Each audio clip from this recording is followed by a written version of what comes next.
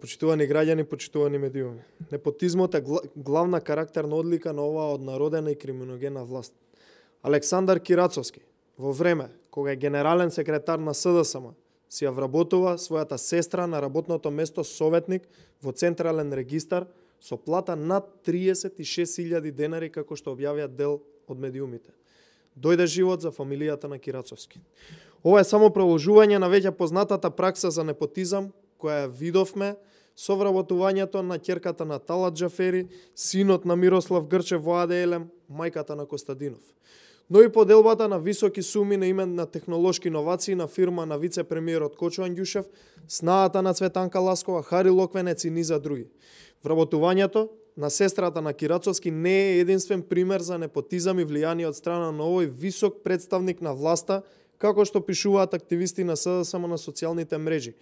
А објавуваат медиумите дека Кирацовски неодамна си ја вработил и својата пријателка фризерка.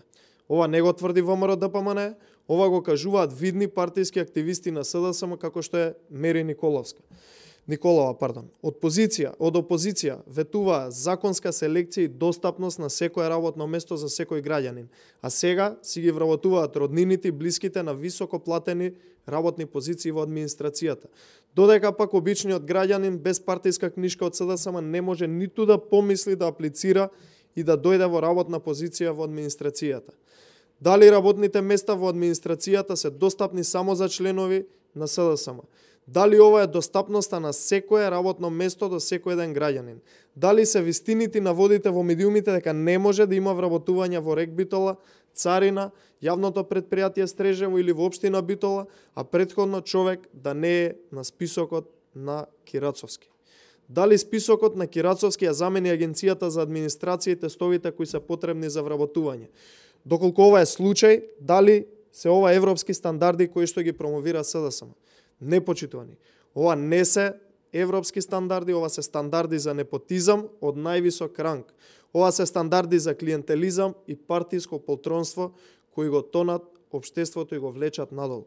Непотизмот и криминогениот начин на работа мора веднаш да запре од страна на СДСМ.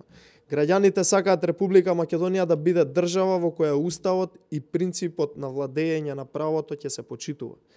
Токму затоа СДСМ мора веднаш да се замине од власта, бидејќи со оваа криминогена власт подобрување на состојбите во државата не се можни. Благодарам.